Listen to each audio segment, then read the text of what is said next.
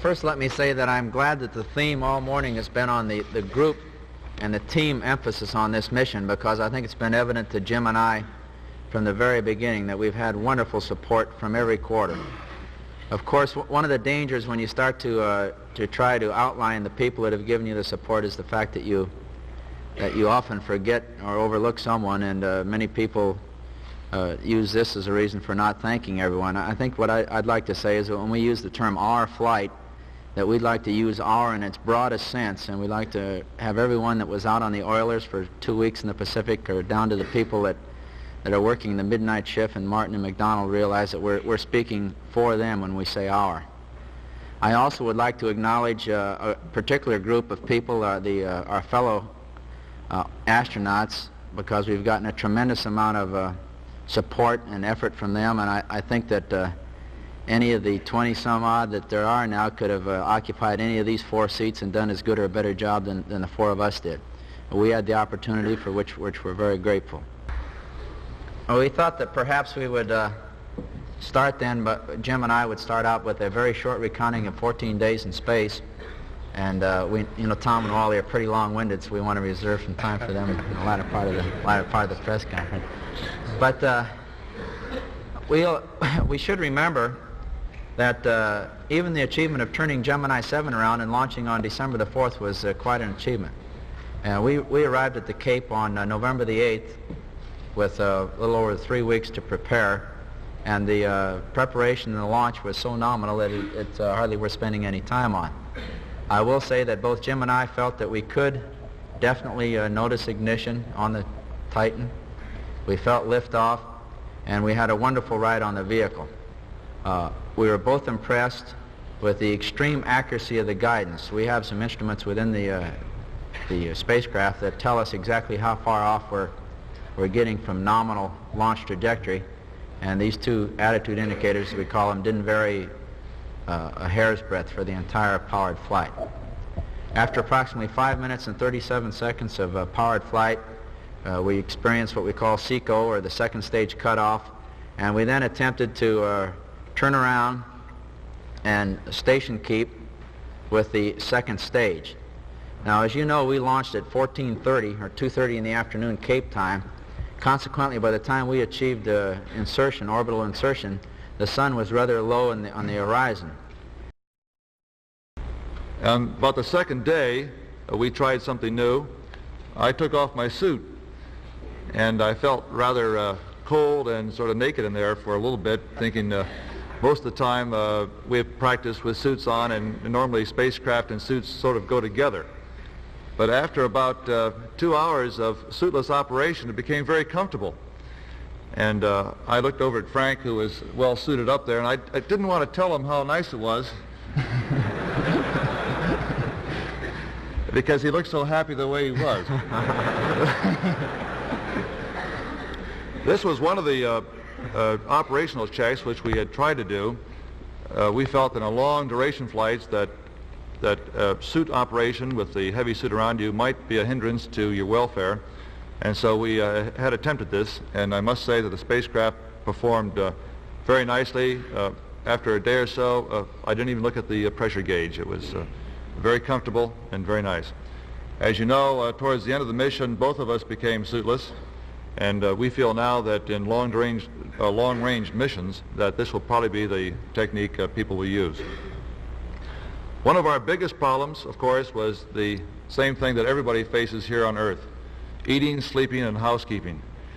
And after the experience at GT5, we were very much worried that we'd sort of get pushed out of the spacecraft with all the debris that would accumulate. So we spent many hours prior to the flight finding out little spots and crevices in the spacecraft of where to pack things. And I really feel that it paid off. We would eat 3 meals a day, and Frank would very nicely pack everything in a small bag, and at the end of each day he would throw it behind the seat. And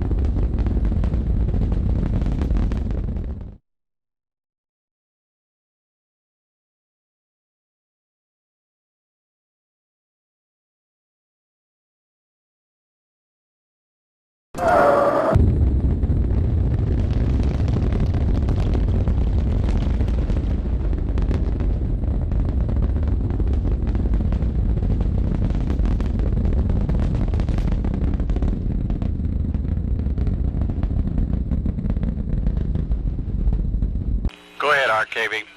Roger, we played the voice recording back. Spacecraft 7 reported no act lights on 6. Stand by now. Do that slowly. Okay. Spacecraft 7 reported no act lights on spacecraft 6. And spacecraft 6 reported seeing the act lights from TPI all the way in. However, the sun off the adapter was a big help. Wait a minute now. Let me copy that.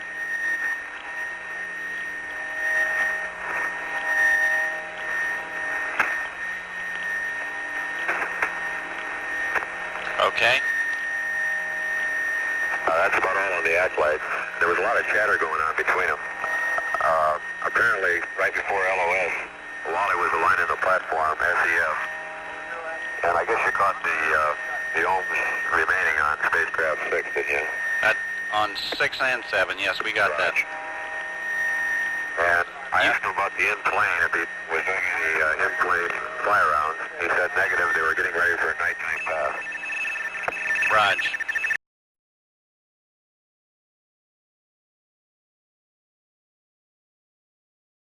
After approximately 5 minutes and 37 seconds of powered flight, we experienced what we call SECO, or the second stage cutoff, and we then attempted to turn around and station keep with the second stage. Now, as you know, we launched at 14:30 or 2:30 in the afternoon Cape time.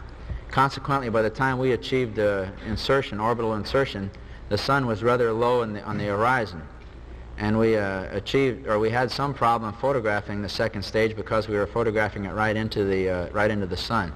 However, it does, even though it may not be some of the engineering film is not too good, the artistic value of it is great, and perhaps some of the people enjoy seeing it.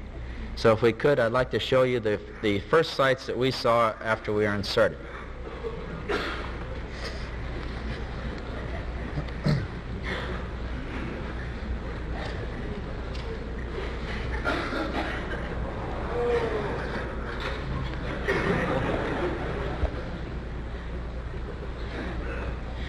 Now, this film was taken at 6 frames per second. We're playing it back at 16 frames per second, so we'll have some disparity in the motions.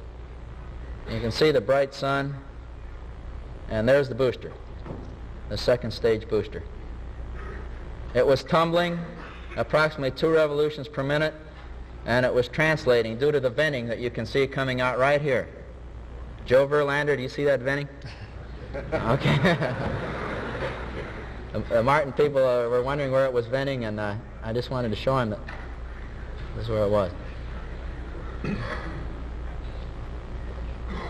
We went into platform mode and found that when we used the platform mode, we were north and lower than the booster, so we had to go out of our attitude hold mode, as we call it, and go back and manually control so we were on the booster.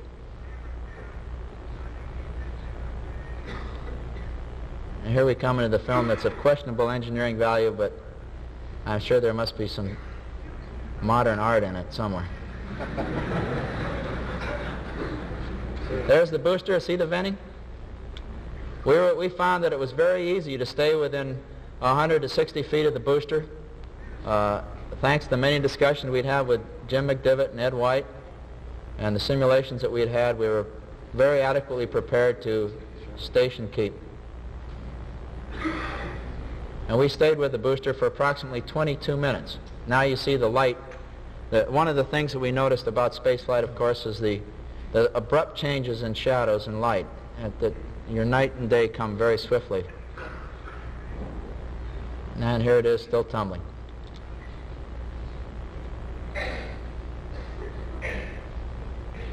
We saw no evidence of physical damage. The booster looks like if we could have recovered it, we could have launched it again for Gemini 8. I think it remained in orbit approximately 4 days.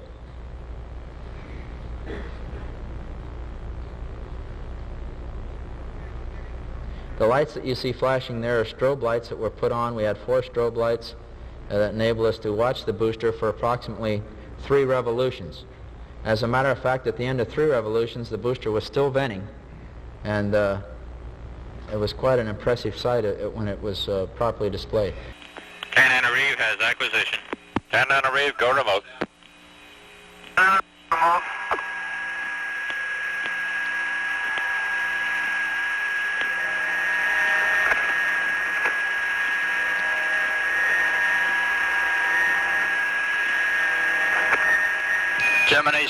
Gemini 6, Houston Capcom, how do you read? Could you give us a report on your night station keeping? No problem at all. We're about 20 feet apart, using the docking light and the cabin lighting of the spacecraft. Roger, understand, no trouble at all, 20 feet apart, using the docking light on 6.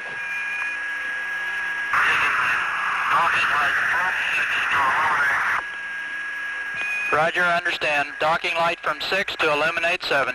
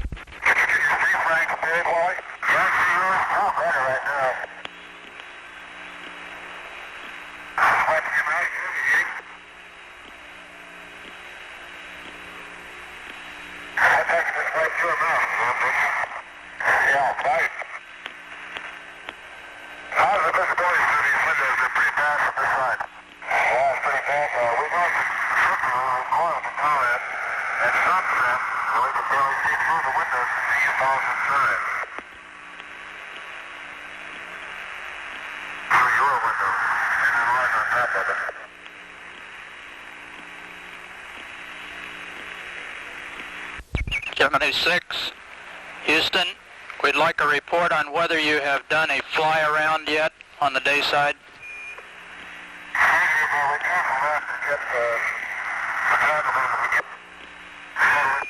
Past crews have stated that they became increasingly tired due to the fact that one person would be on watch and the other person would be sleeping, and also communications between the ground and the spacecraft would keep the sleeping crew member awake. We decided to sleep simultaneously, and we worked on a Houston day. Our watches were set on Houston time, and we had a regular work day, had 3 meals a day, breakfast, lunch, and dinner, and then at night we went to bed. We put up pads or filters in the windows and didn't look out, of course, and to us it was nighttime. We had absolutely no sensation of movement whatsoever. Our world was inside the spacecraft during our sleeping period. We even took some books along. Frank had one that I think was quite apropos. It was called Roughing It by Mark Twain.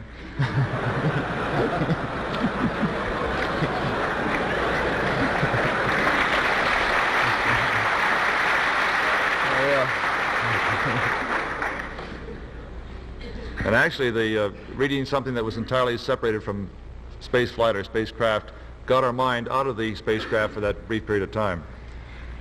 The experiments you've probably all heard about. We were quite busy for the full 14 days worth of experiments. The IR experiment with the booster and Polaris. We attempted the laser. I'm sorry to say we didn't get the communications through. We were getting a little short on fuel, and the weather was pretty bad during the last week. We had some interesting observations with the sextant, and we'd spend several hours just with our faces pressed up against the window at night with all the lights turned down low, and watching the stars and the air glow. And we saw such things as the zodiacal light and a beautiful aurora down over Australia. At the time, Frank saw it first, and at the time we looked at it, we were drifting. And so we requested to the ground that could we not use some fuel on the next pass around to take some pictures of it. And they said, yes, go ahead. And by the time we got around again, approximately 90 minutes later, we couldn't find it. Roger, 6. No problem. We'll satisfy the figure as long as the weather. We have about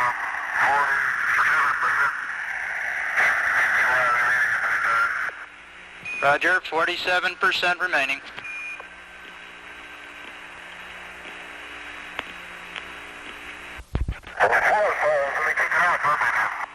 Right, they do that all the time, Wally. Yeah. That fire down there to your left is an oil fire, I think. Well, you see one now from here? Right, PBS and down to your left. It's the Melody Night. All here.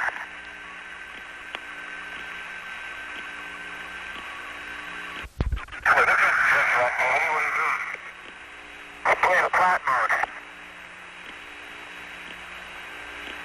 With your light on, Wally, I can just see the flame at the front of the nozzle.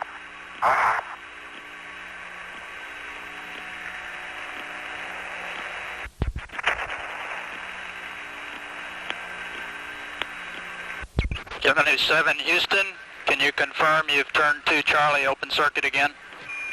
This is 7, Roger. 2 Charlie is open. Roger. What does the open circuit voltage look like? Looks like about 31.2 volts. 31.6, Roger. 31.2. 31.2.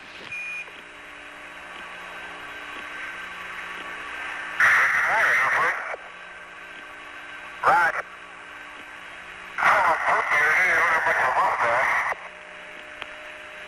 Frank hasn't told anything in 11 days.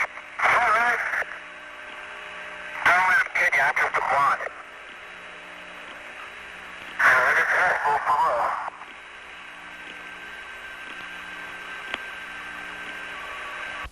Someone said a door there just at the dock to get over with. Yeah, I sure wish we had a pot of fuel here.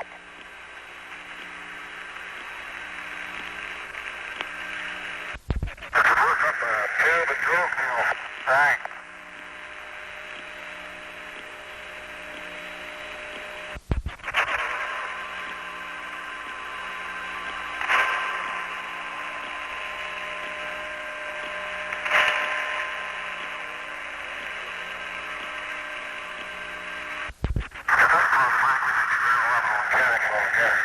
That's right.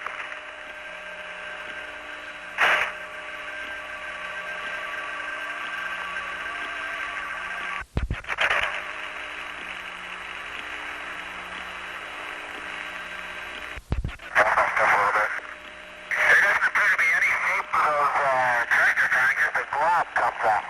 Wrong. So as far as the fade, the indicator, just close with the document eye, that's all we can see is the diesel flame. Okay, we'll fill the back light for a while.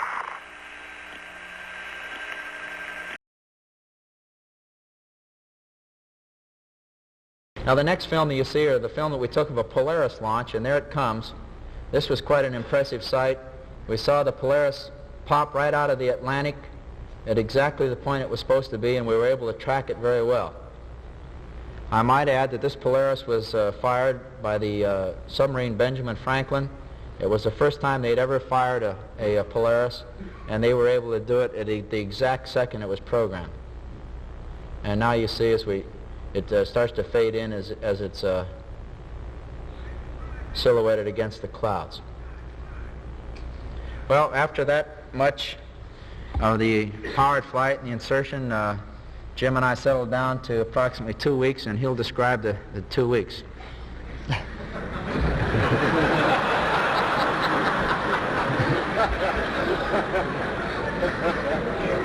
Thanks a lot, Frank. Can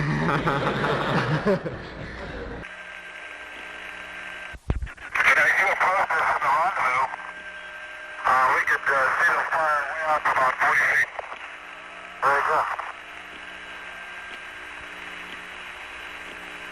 Oh, we never even know you're there, Wally. Yeah. I can see you too. Oh, now I can see a little moonlight reflection off of the cabin. Oh, here's Silver.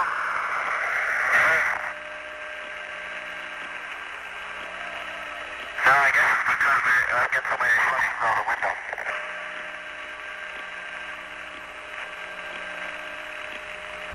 I already saw that. Headlight. I can hate you with it. Yeah, I can see it now. Very good. All in the traffic light.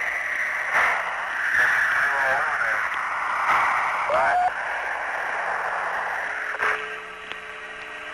Hey, I can see it more.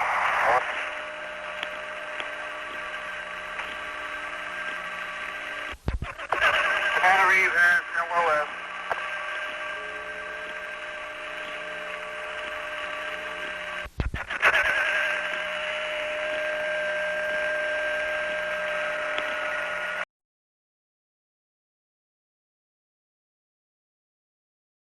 I would like to talk about the rendezvous, but I'd be shot.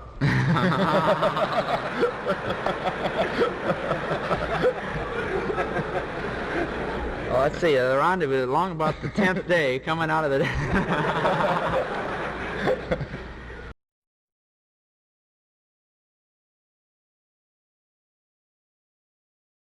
Gemini 7 and 6, would you continue with the description of your station keeping? Right now, 6 is about 10 feet above and to the left of 7. We're just flying nose to nose, approximately 15 feet apart. Roger. We can very clearly see the horizon scanners operating. Roger, Jim. Gemini 7, are you able to see in the windows of 6 very easily and vice versa? Roger, 7 here.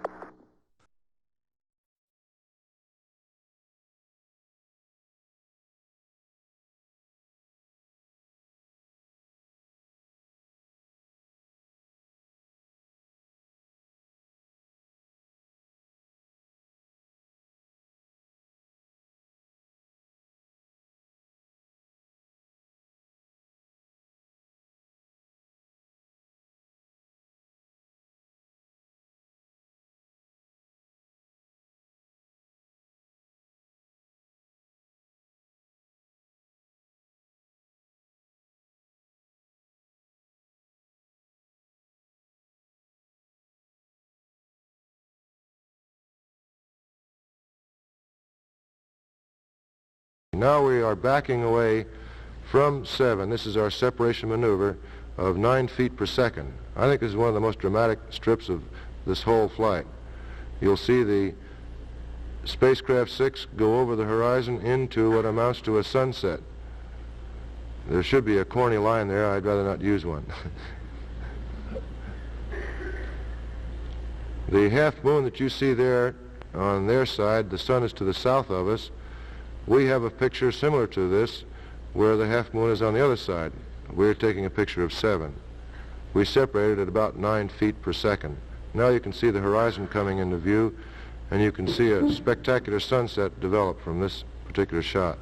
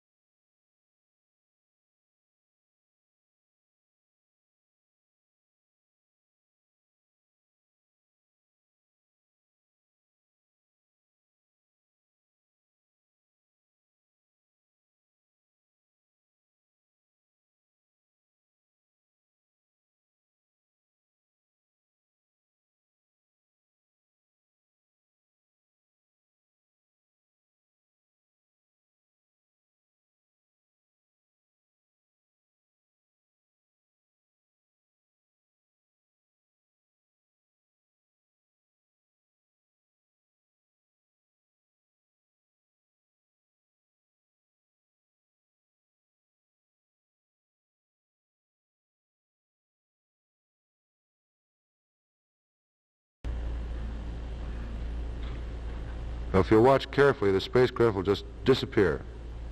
That is the terminator, where the sun basically is eclipsed by the Earth and the sunlight cannot illuminate the spacecraft.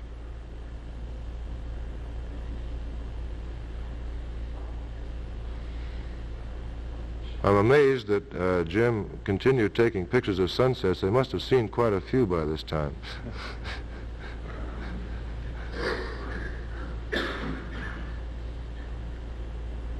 You may notice the banding and the aerosol layers on the horizon.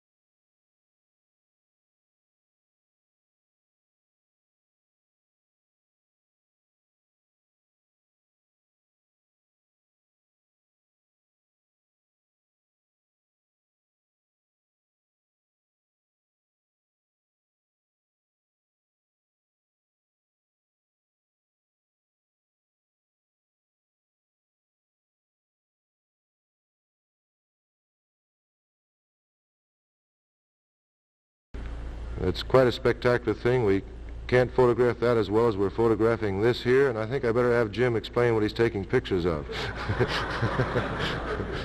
That's venting of liquid at night, otherwise known as a urine dump at twilight.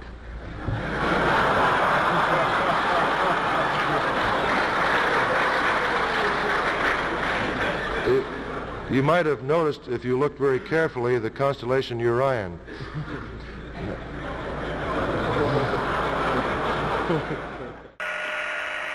CSQ Capcom, Houston flight.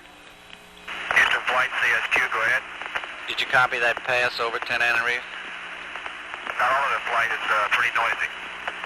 You know, they've been station keeping. They're about 20 feet apart at times, having no trouble whatsoever. The visibility is not too good through the windows, but they can see their lips moving, so it can't be so bad. I'm just quoting them.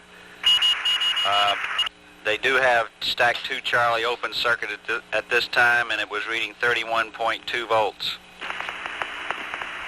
Roger, got that.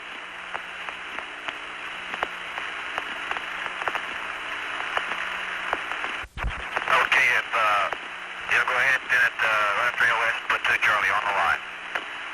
That's Roger. Okay. Okay, we'd like to know what summaries you want from 7, and also what EU printouts you want from 6. Roger, Wilco, stand by. I'd also like to know if 6 is now in the has their TM switch in command. Yes. That's affirmative. Roger. Stand by on that. I'm not so sure about that.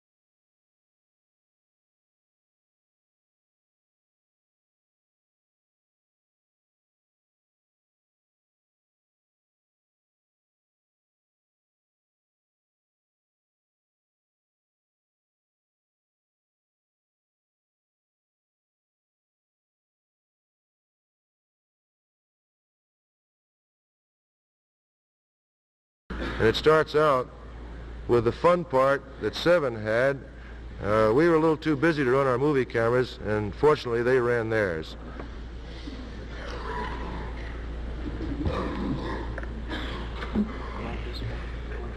Oh, yeah. As we're closing in here, you can see the bright light that we are emanating. This is spacecraft 6. You can see the thruster activity. Jim Lovell tells me that he had his aperture set so that he could capture the thruster pictures, which is the first of these we've ever seen in any space mission. Now you can see we're coming almost directly below them, and we'll stop the motion. You can see the Earth traversing beneath us. And there we have one of those straps as well. Now Jim is settling in with another light value, and you can see the bright reflected light off the adapter. The wiggling device off to the side there is the horizon scanner.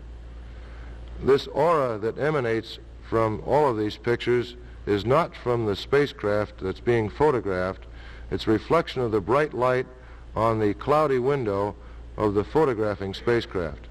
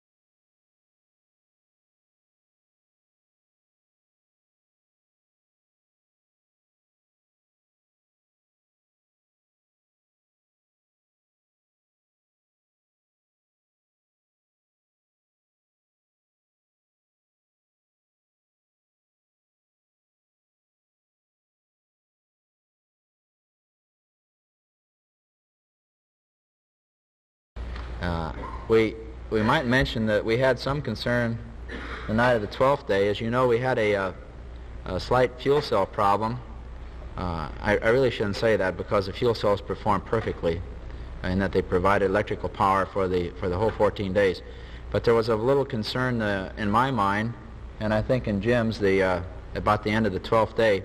We were very anxious to land near the Wasp for more reasons than one, but we wanted to get near the prime recovery area, and of course this required a decision to go 24 hours at the end of the 13th night.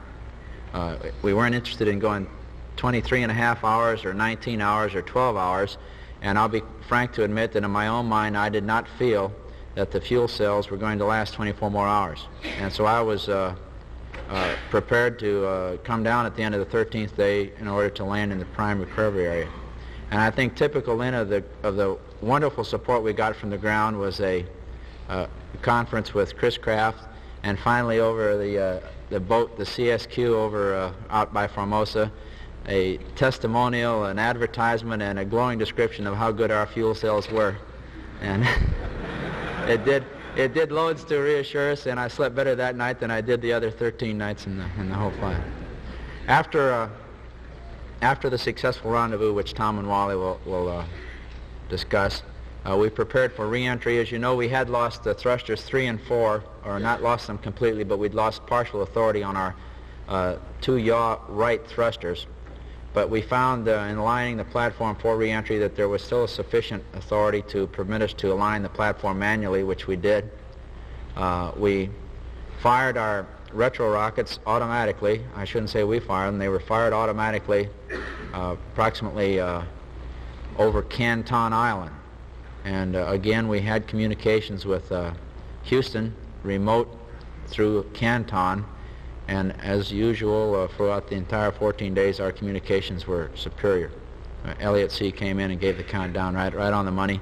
And I must say that the retros were a little stronger than I had anticipated. It was quite a ride. I think the 6th crew mentioned the same thing. after being desensitized to G's for 14 days, we really felt like we were going back. I think John Gled said back to Hawaii. I thought I was going back to Japan or somewhere because they were very strong. But we then started a nominal re-entry. I discovered, though, that since this was fired, the retros were fired at night, we had very great difficulty in finding a horizon. And since we were anxious to enter heat shield first, we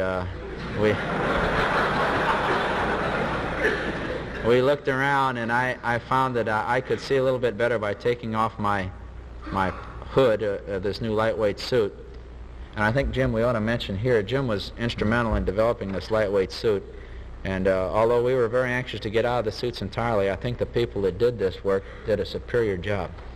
I believe if we didn't have the lightweight suit, that we probably could not get out of the suits. The regular suit is quite bulky. We have a big helmet, of course, as you all know.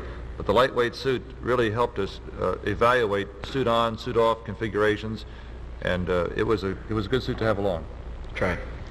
Okay, then we finally picked up the horizon about 350,000 feet.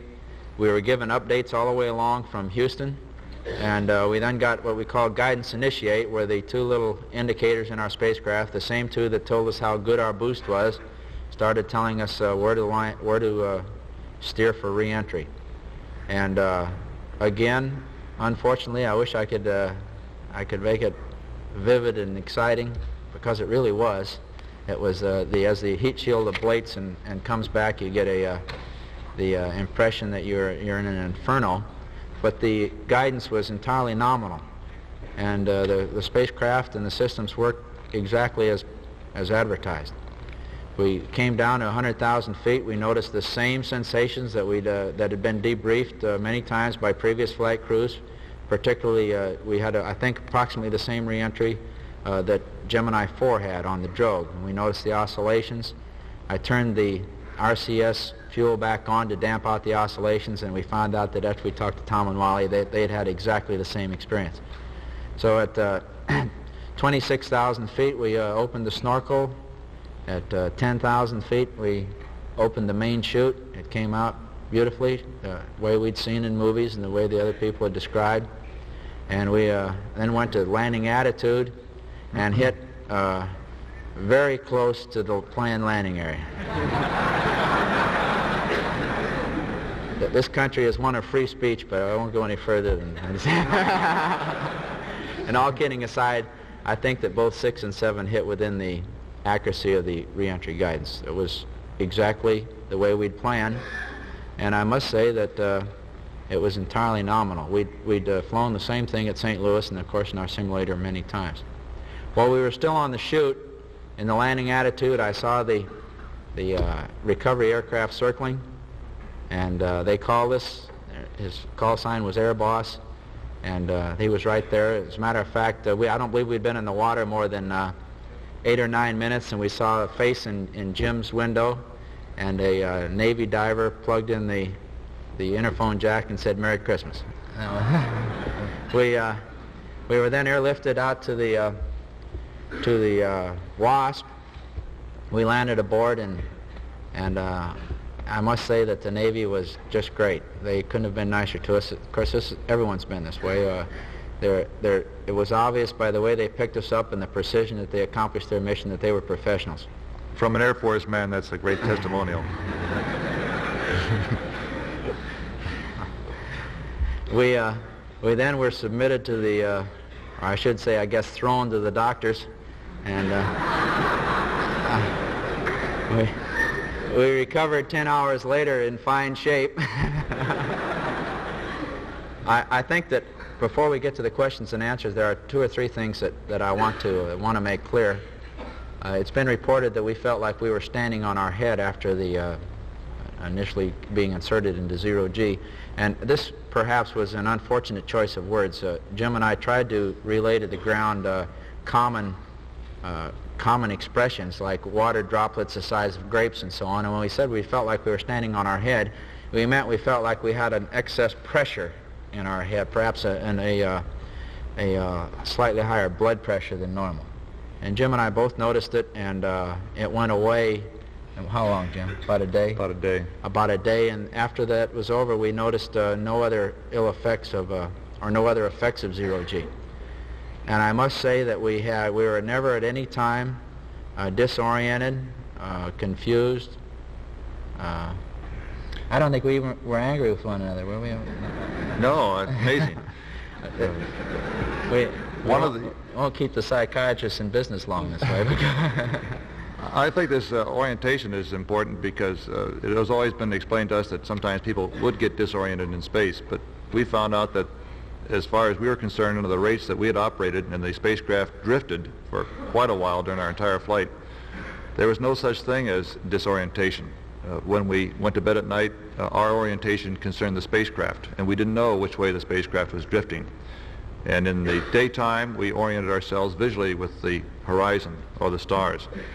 Well, the stars at night if we were looking out. So we had no worries about being disoriented in space. Right. And I think the one other item then that we ought to add is the fact that when we got back on the carrier, our legs were heavy, and if we had any deterioration at all in the flight, it was the fact that our legs weren't used for 2 weeks and they did feel stiff, and they were, I wouldn't say uncertain, but they were at least heavy. However, we came back to the Cape. As a matter of fact, the next morning we were able to ride an exerciser. Before the flight, I was able to go 16 minutes on it, and 18 hours after landing, I was able to go 14 minutes. So the muscle deterioration wasn't very bad. And when we got back to the Cape, we resumed our training and were able to run a mile the day we landed back at the Cape.